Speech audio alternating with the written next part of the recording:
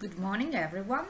This presentation deals with the mechanical and durability behavior of concrete with EAF aggregates treated with FMP patent.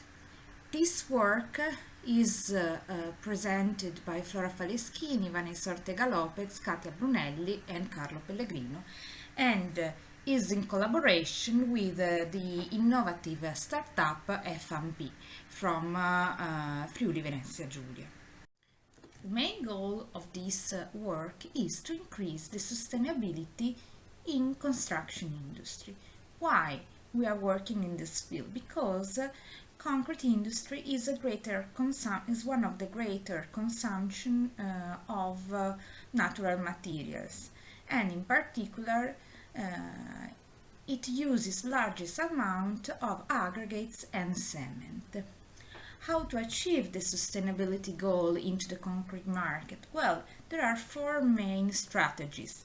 The first two deal with the replacement of the constituents of concrete, in particular virgin aggregates and ordinary Portland cement, with other materials that come from recycled ones or industrial made ones. The other two strategies deal with the reducing of the water consumption and the increase of the strength and durability of the concrete itself. In this work, we focused in the two former strategies through the substitution of virgin aggregates through the replacement with metallurgically industry byproducts, and particularly on electric arc furnace slag, which are some byproducts of the production process of steel, and particularly from carbon steel. How the slag is formed? It is formed during the steel production when some additives are inserted into the molten bath of the steel. There the slag floats due to its lower density, and it is possible to remove it from the steel. The slag is then cooled, typically very rapidly, and then is cured for 2 months. Then it is crushed and sieved, and further other pre-treatment operation can be carried out. And lastly, it is wetted for a couple of days. The FMP patent has been developed with these objectives: to increase the concrete strength where the slag is used, to improve its durability, to avoid the leaching of harmful substances from the slag when present, to limit the slag expansion potential and improve the workability of EAF slag concrete. The patent is realized with the aim of creating a shell which is based on hydraulic materials, which will cover the slag completely, as shown in this image.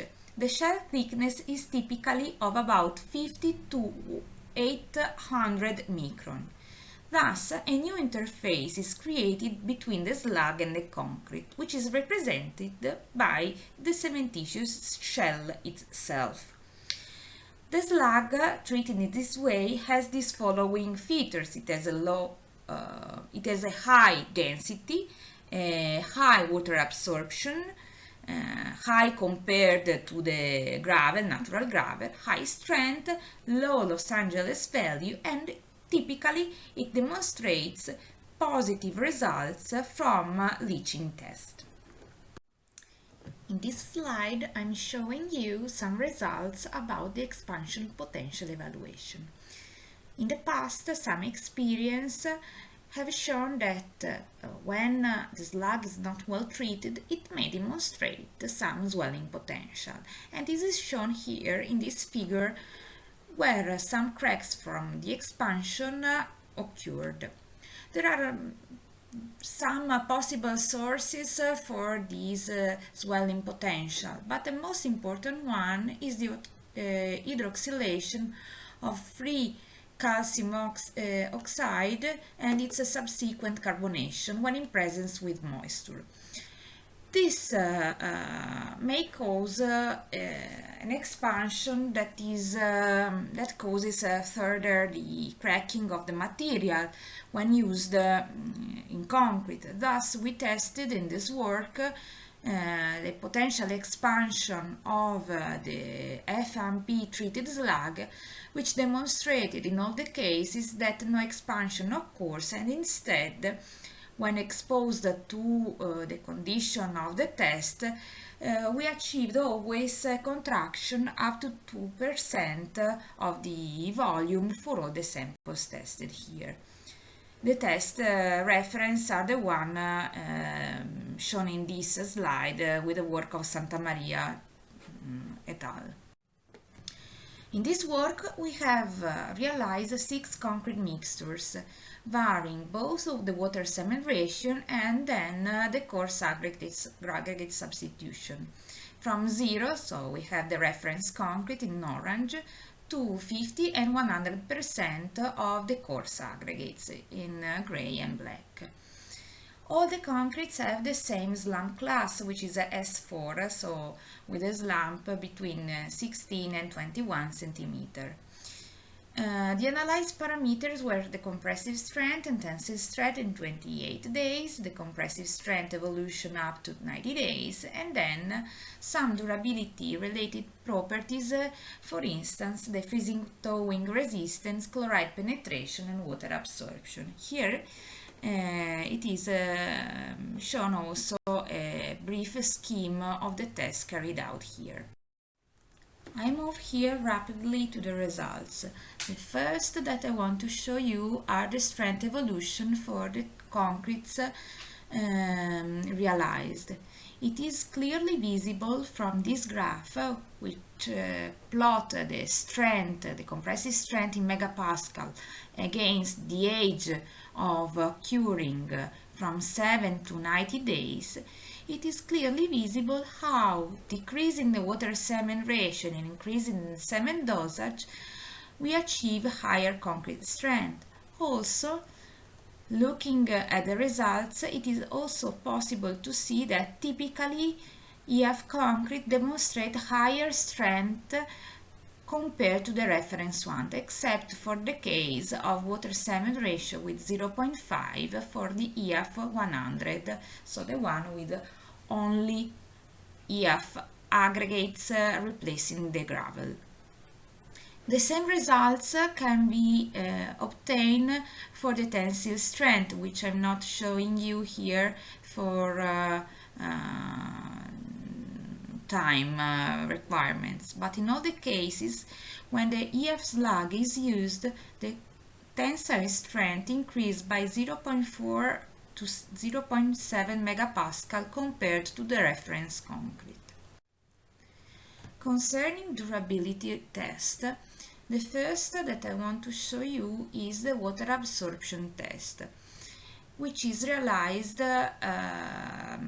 after 28 days from the concrete casting and after reaching a constant mass after 24 hours of exposure at 110 degrees.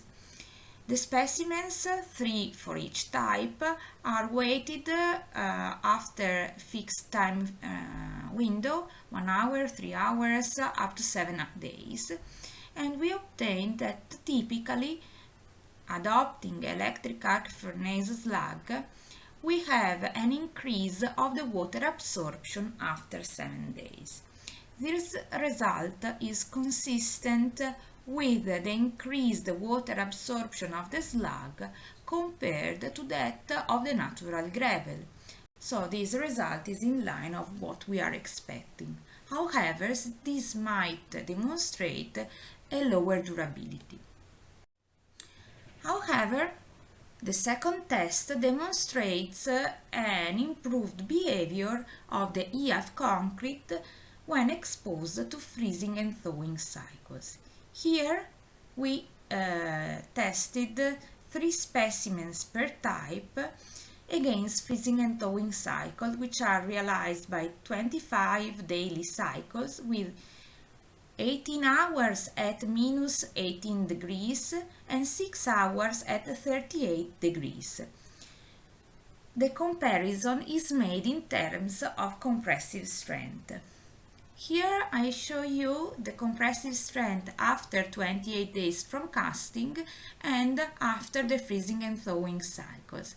You can see here that we have always a decrease of the strength for the reference concrete, but this decrease is much more limited, and even we observed an increase of the strength when we use the EAF slag. So we can conclude that the use of the slag reduces the sensibility of the concrete to the freezing and thawing cycles, and this is probably linked to some more entrapped air in the mix, or even to the more flexible structure that reduces the concentration of the stresses at the aggregates edges. The third result from durability-related properties deals with the exposure to chlorides. The exposure is carried out with a one-dimensional diffusion process of chlorides for 56 days. After this time, the specimens were cut through splitting test, and the split surface was sprayed with a silver nitrate solution to evaluate the penetration depth of chlorides. Data were analyzed through an image elaboration software. The results demonstrate that in all the cases, the reference concrete have the highest penetration depth, whereas this measure decreases with the increase of EAF aggregate replacement ratio. So we achieved a reduction of the penetration depth up to 25%, adopting 100% of EAF aggregate. Here you can see some images of the specimen's surface with the chlorides profile.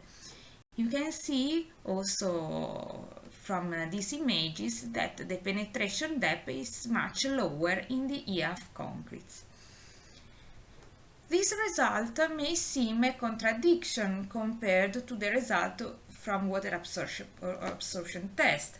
However, it is important to distinguish between free and total chlorides, analyzing the amount of the ones which are binded into the matrix. Indeed, from this slide, where some images are shown, you can see that a great amount of bind chlorides appear into the slag shell. In the light gray portion of the image, you see here the slag. The portion which is darker represents the cement matrix, and the chlorides seem with a high concentration in the region which is covering the slag, so properly in the shell that the FMP patent realizes. So, concluding, this work shows the results of an experimental campaign carried out to evaluate the mechanical and durability related properties of a sustainable concrete, realized with EAF slag treated by FMP startup patent. This treatment allows the slag to be covered with a thin shell, which limits the expansion potential and leaching of heavy metals. The results obtained here demonstrate that this shell does not affect the mechanical properties of the concrete, because the compressive strength and tensile strength are typically higher than in the reference concrete. Further, the shell aims to reduce highly the risk of chlorides penetration, thus improving the durability of the concrete. Thank you very much for your attention.